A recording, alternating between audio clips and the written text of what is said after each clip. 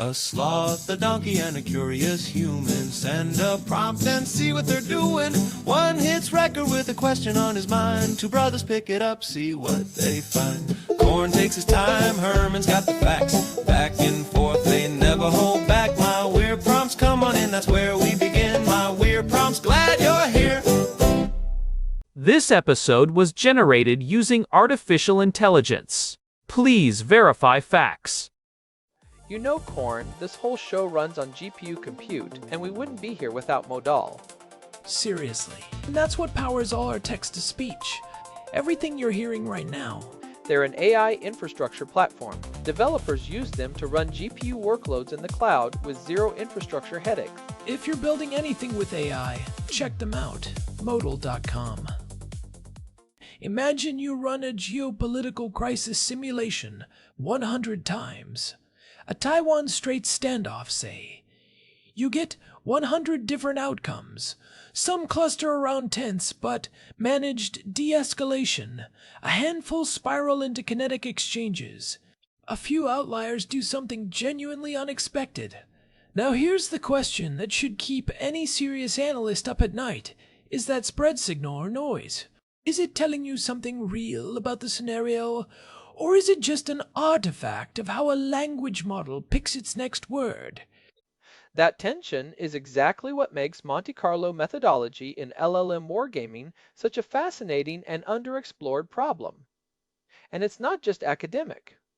As these simulations move from hobbyist side projects into actual policy workflows, think tanks using them to brief decision makers, the methodology question becomes genuinely high stakes. Get it wrong, and you're presenting sampling noise as geopolitical insight. So Daniel sent us this one, and it's a meaty one. He's asking about stochasticity, seed control, and Monte Carlo methodology in LLM-based wargaming. Specifically, when should a simulation be deterministic versus stochastic? How do the temperature and sampling knobs actually affect actor behavior? What are the minimum viable run counts for different levels of rigor? How do you report results without overclaiming? And the one that I think is the most philosophically interesting, what is the actual relationship between LLM variance and real-world uncertainty? Because those are not the same thing, and a lot of people seem to be treating them as if they are. They are very much not the same thing, and we'll get into that. Quick note before we dive in, today's script is being generated by Claude Sonnet 4.6, which feels appropriately meta given we're talking about what LLMs actually do under the hood. Layers on layers. Alright, let's start with the foundational split. Deterministic versus stochastic runs. Because I think a lot of people coming to this from a traditional modeling background assume you'd always want reproducibility, and the answer turns out to be more nuanced than that. The intuition for determinism is sound. If you fix a seed and set temperature to 0, you theoretically get the same output every time for the same input. That's enormously valuable for a specific set of tasks. Debugging your prompt logic, running what are essentially unit tests on agent behavior, or producing a single canonical narrative for a briefing document. If your simulation of a North Korean actor does something unexpected, you need to be able to reproduce it to figure out why. You can't debug a probabilistic ghost. Right. It's the scientific reproducibility argument. If your result can't be reproduced, it's not a result. But here's where it gets interesting, and this is something Stump documented in work from 2024 on what he called batch invariance in LLMs. Even with a fixed seed and temperature 0, you don't actually get guaranteed determinism in practice. Hardware-level floating-point accumulation in GPU kernels can introduce tiny numerical differences that compound over long sequences. So determinism in LLMs is better described as an asymptotic goal than a hard guarantee. You get very high reproducibility, but not perfect reproducibility, especially in long-form outputs like multi-turn wargame narratives. So even your fixed run has a little chaos baked in at the hardware level. That's uncomfortable. It is. Which is part of why the framing of deterministic versus stochastic is a bit of a false binary. What you're really choosing between is high reproducibility baseline runs and deliberate stochastic ensembles. And the stochastic ensemble is where Monte Carlo methodology comes in. You run the same scenario, same prompt, same actors, but with temperature above 0, and you run it many times. What you get back isn't a single outcome. It's a distribution of outcomes. And that distribution is doing real work. Because a single run might give you a peaceful resolution, and you could walk away thinking the scenario is stable. But if you run it 50 times and find that peaceful resolution in 42 runs, escalation to limited kinetic exchange in 6, and full-scale conflict in 2, that 2% tail is suddenly very relevant. That's the core value proposition. Monte Carlo wargaming lets you surface tail risks that a deterministic run structurally cannot show you. Rivera et al. From Stanford HAI in 2024, in their work on escalation risks from LLMs in military and diplomatic contexts, found that single-run simulations systematically underestimated escalation risk precisely because the most probable output, which is what a low-temperature run produces, tends to be the most conventional, most safe resolution. The model is trained on text where most diplomatic crises don't result in war, so the highest probability completion is usually some form of negotiated outcome. Which is a fascinating and slightly alarming property. The model's prior is essentially history usually doesn't end in catastrophe, so low-temperature runs are optimistic by default. Structurally optimistic, yes. And that's a real problem if you're using the simulation to stress test policy assumptions. Okay, so let's talk about the knobs themselves, because I think this is where a lot of practitioners get into trouble. Temperature is the one everyone knows, but there's more to it than higher equals more random. Temperature is controlling the shape of the probability distribution over the next token. At temperature 0, you're doing pure greedy decoding, always picking the highest probability token. As you increase temperature, you're flattening that distribution, making lower probability tokens relatively more competitive. At temperature 1, you're sampling proportionally to the raw probabilities. Above 1, you start making the distribution more uniform than the model's actual beliefs, which is where things get genuinely erratic. And in a wargaming context, that translates directly to actor behavior. Very directly. Rivera et al. Documented this explicitly. At low temperatures, a persona prompted as a dovish diplomatic actor behaves consistently dovishly. At temperatures around 0.9 to 1.2, that same persona will occasionally produce hawkish responses, not because the underlying prompt changed, but because token sampling noise pushed the completion in an unexpected direction. The persona becomes unstable. What you modeled as a cautious foreign minister occasionally acts like a risk-tolerant hawk, purely as a mathematical artifact. Which, on one hand, you could argue that's realistic. Leaders do sometimes act out of character. But on the other hand, if that behavior is driven by sampling noise rather than anything in the scenario design, you haven't learned anything about the scenario. That's the crux of the whole honest problem we'll get to later. But yes, the practical implication for practitioners is that temperature is not just a creativity dial.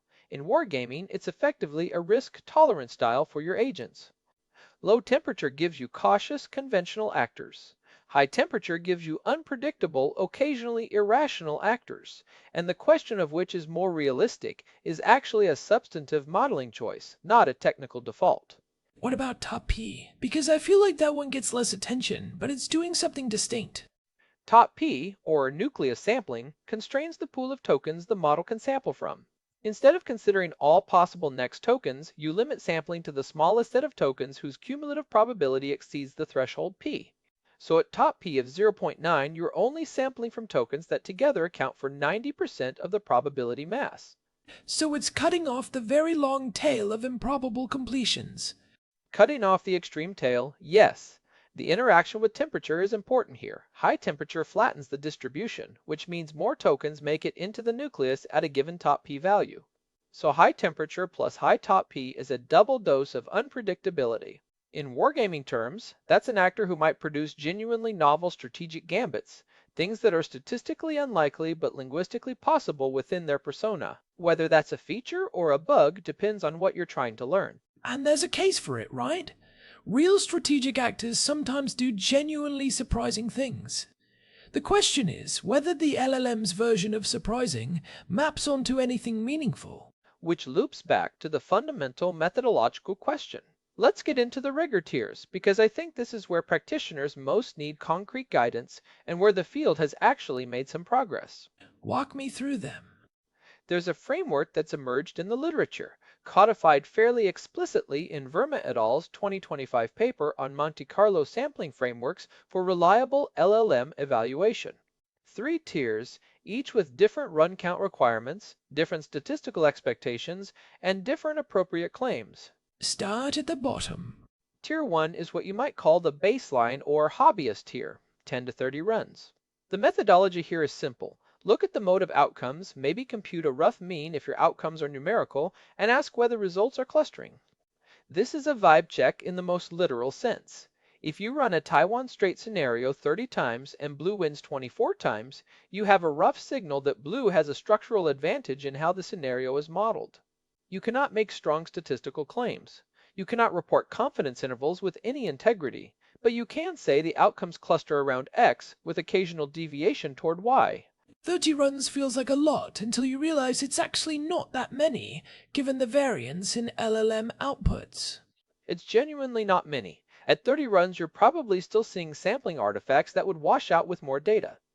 But for a hobbyist project, or for initial exploratory work before committing compute to a serious experiment, 30 runs is the minimum viable standard. Below 10, you're essentially doing anecdote collection, not simulation. What does Tier 2 look like? Tier 2 is the serious experiment tier. This is what a published paper or a credible think tank report would need. The minimum here is around 100 runs, and the literature, specifically that 2024 study on LLM-based wargaming for policy-relevant conclusions, puts 100 as the floor for making any claim that's meant to inform real decisions. But the methodology changes significantly. You're not just reporting the mode, you're computing variance, reporting confidence intervals, and running sensitivity analysis. What does sensitivity analysis look like in this context? You're systematically varying your key parameters and measuring how much the outcome distribution shifts. So you might run 100 simulations with your baseline persona prompts, then another 100 with slightly modified persona descriptions, say, making you diplomatic actor slightly more risk tolerant, and then you measure whether the outcome distribution shifts significantly. If a small change in persona description dramatically changes your escalation rate, that's a signal that your results are sensitive to prompt engineering choices, which is a major validity concern. Because if your result is highly sensitive to exactly how you worded the persona prompt, that's not a robust finding about the scenario. It's a finding about your prompt. And that distinction matters enormously for how you present results. A think tank report that doesn't include sensitivity analysis on persona prompts is essentially hiding a major source of variance, the Cesare et al. Work from Amazon Science in 2025 introduced what they call Monte Carlo temperature sampling, specifically to address this, essentially running ensembles not just over different random seeds, but over different temperature settings, to map how sensitive conclusions are to that parameter. That's clever. Instead of just running 100 simulations at temperature 0.7, you run batches at 0.5, 0.7, and 0.9, and see how the distribution shifts. And if your key finding, say blue, achieves its objectives in 70% of scenarios, only holds at one specific temperature setting, that's a red flag. A robust result should be relatively stable across a reasonable range of temperature values. If it evaporates when you change temperature from 0.7 to 0.8, you probably don't have a finding about the scenario. You have a finding about the model's behavior at that specific temperature. Okay, Tier 3. Money is no object. Tier 3 is 1,000 to 10,000 runs. And this is where you're doing something qualitatively different from the lower tiers. You're not just trying to get stable estimates of the central tendency. You're mapping the full distribution, including the deep tail. At 1,000 runs, you can start making meaningful claims about events that occur with 5% frequency or lower. At 10,000, you're looking for the 0.1% failure modes, the genuine black swans in the scenario design. What kind of infrastructure does that require? Because 10,000 LLM calls for a multi-turn wargame scenario is not trivial. It's substantial. A multi-turn scenario with several actors might involve 50 to 100 LLM calls per run. At 10,000 runs, you're talking 500,000 to 1 million API calls. Even at current API pricing, that's a significant compute budget, which is why this tier is genuinely reserved for situations where the stakes justify it. A government defense agency stress, Testing nuclear escalation scenarios, for instance, we're finding that 0.1% tail risk could be worth considerable investment. And there's a ceiling on this, right? Because the intuition is more runs, more better, but that's not actually true past a certain point. Diminishing returns kick in hard around 500 to 1,000 runs for most standard strategic scenarios, and this is where the methodology gets philosophically interesting. Beyond roughly 1,000 runs, you're not learning more about the scenario. You're learning more about the model's internal linguistic quirks. You're mapping the LLM's probability space with increasing precision.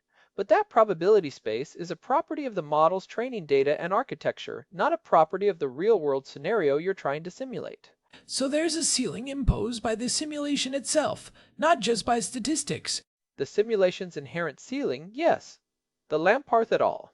Work on LLMs for open-ended wargames from 2024 makes this point explicitly. At some point, you've characterized the model's behavior exhaustively, and running more simulations just gives you a more precise map of a territory that was already fully explored. The question you should be asking is whether that territory corresponds to anything real, and more runs don't help you answer that. Which is a perfect segue into the reporting question. Because even if you've done everything right methodologically, how you present the results matters enormously for whether they get misused. This is where I think the field has the most room for improvement. The temptation when you have a large ensemble is to present summary statistics as if they're predictions. The simulation showed a 20% chance of escalation to kinetic conflict. That sounds authoritative. It sounds like a probability estimate. But it's not, and presenting it that way is a form of overclaiming that can genuinely mislead decision makers. What's the responsible framing? A few principles. First, report distributions, not point estimates. Instead of the AI chose piece, you say, in 72% of simulations, the model's output reflected diplomatic resolution. In 28%, it reflected escalation to kinetic force. That framing preserves the distributional nature of the result. And it signals to the reader that this is a range of outcomes, not a single prediction. Second, always disclose your temperature settings, your top piece settings, your seed values for any deterministic baselines, and your run count. These are the methodological parameters that any sophisticated reader needs to evaluate your results. A wargame report that doesn't include these is not reproducible and arguably not scientific. It's the equivalent of a chemistry paper that doesn't report reaction conditions. Third, and this is the hardest one to implement because it requires disciplined language, avoid anthropomorphic certainty. Instead of the AI decided to escalate, you say the model's probability space favors escalation under these conditions. The distinction matters because the AI decided implies agency, intentionality, and by extension, predictive validity about what real actors might do. The model's probability space correctly locates the finding inside the model's linguistic behavior. That's a subtle but important distinction. Because decision makers reading these reports may not have the technical background to distinguish between the simulation showed X and X is likely. And the risk of conflation is high precisely because the outputs look so plausible. LLMs produce fluent, coherent, contextually appropriate text. A wargame narrative where the Chinese foreign minister makes a specific diplomatic gambit reads like something a real foreign minister might say. That surface plausibility is seductive. It's very easy to forget that you're reading the most probable linguistic completion given a prompt, not a forecast of actual behavior. Okay, let's get into the honest problem directly, because I think this is the most important thing in this whole episode, and also the most underappreciated. The honest problem is the conflation of two completely different kinds of uncertainty, LLM stochasticity and geopolitical uncertainty. They look similar from the outside. Both produce variance in outcomes, but they have completely different sources and completely different implications. Break down the distinction. LLM variance, the spread you see across your Monte Carlo ensemble, is caused by the model sampling process. When the model generates a token, it's sampling from a probability distribution over its vocabulary. If escalate has a 30% probability, and negotiate has a 50% probability, and withdraw has a 20% probability, the model will sometimes output each of those. The variance in your simulation outcomes is a direct reflection of those probability distributions, which are themselves a reflection of patterns in the model's training data. So the uncertainty is really uncertainty about which token the model will sample next. It's mathematical uncertainty about a sampling process. Geopolitical uncertainty is something categorically different. It's uncertainty arising from incomplete intelligence, from the fog of war, from the genuine unpredictability of human psychology under pressure, from information that doesn't exist in any training dataset because it hasn't happened yet. A real foreign minister making a real decision under real pressure is operating in a world of genuine uncertainty that no training corpus can fully capture. So when your simulation shows a 20% escalation rate across 100 runs, that 20% is not a probability estimate about the real world. It's a frequency count of how often the model's sampling process landed on escalation given your prompt. And those are very different things. The 20% could be inflated because the model's training data over represents escalatory historical examples. It could be deflated because the model has learned a diplomatic resolution prior from the overwhelming majority of non-escalatory diplomatic history in its training data. It could be sensitive to specific word choices in your persona prompts in ways that have no real-world correlate. The number is real, but what it means about the actual scenario is genuinely unclear. Which doesn't mean the simulation is useless, but it means you have to be very careful about the claims you make. Exactly the right framing. The simulation is a tool for exploring the model's probability space, which can be informative about how the scenario is structured. What kinds of outcomes are consistent with the model's understanding of the actors involved, and what the sensitivity of outcomes is to different parameter choices. That's useful, but it's a different kind of useful than this simulation predicts, a 20% chance of war. And I think there's a temptation, especially in policy contexts, to want the stronger claim. Decision makers want numbers they can act on. 20% chance of escalation feels actionable. The model's probability space reflects escalatory completions 20% of the time under these prompt conditions. Feels like a hedge. It is a hedge, and it's the right hedge. The field needs to resist the pressure to overclaim because the cost of overclaiming in policy contexts is potentially very high. If a decision maker acts on a simulation-derived probability estimate as if it were a calibrated real-world forecast, and the simulation's 20% is actually a sampling artifact of how the persona prompt was worded, that's a serious methodological failure with real-world consequences. The Rivera et al. Work from Stanford HAI is pretty direct about this, right? They found that LLMs in military simulations showed escalatory behavior patterns that didn't necessarily map onto anything about real strategic actors. Their findings were striking. Even when personas were carefully designed to represent dovish, de-escalatory actors, higher temperature settings produced hawkish behavior, not because the persona design was wrong, but because sampling noise at higher temperatures destabilizes persona consistency. And the implication they drew, which I think is important, is that any simulation result produced at high temperature has to be interpreted with significant caution, because you can't cleanly separate the scenario produces this outcome from the temperature setting produced this outcome. So let's pull this together into practical takeaways. If you're a practitioner building LLM wargames, what are the concrete things you should actually do? First thing, decide up front whether you're running a deterministic baseline or a stochastic ensemble, and be clear about what you're doing and why. Use deterministic runs with fixed seeds and low temperature for debugging, prompt testing, and producing reproducible audit trails. Use stochastic ensembles for anything where you want to characterize the distribution of outcomes. Don't mix the two without being explicit about it. And document your seeds. This sounds obvious, but apparently it's not universal practice. Not universal at all. If you don't record the seed values for your deterministic runs, your results are not reproducible, period. And if you're running stochastic ensembles, document your temperature, your top P, your run count, and ideally your API version, because model updates can shift the probability distributions in ways that change your results. Second takeaway? Run count discipline. For exploratory work, 30 runs is your floor. For anything you're going to present externally or use to inform decisions, you need a minimum of 100 runs with variance reporting. And when you report results, report the full distribution, not just the modal outcome. Outcomes clustered around peaceful resolution in 68% of runs, with limited escalation in 24% and full escalation in 8% is a responsible result. The simulation showed peace is not. Third? Sensitivity analysis is non-optional for serious work. Systematically vary your temperature settings across a reasonable range, maybe 0.5 to 0.9 for most scenarios, and report how much your key outcomes shift. If your finding is robust across that range, you have more confidence. It reflects something about the scenario structure rather than a temperature artifact. If it evaporates when you move from 0.7 to 0.8, flag that prominently. And the language discipline point. The language discipline is the hardest one to maintain under deadline pressure, but it matters most for policy impact. Always locate findings inside the model's behavior rather than projecting them onto real-world actors.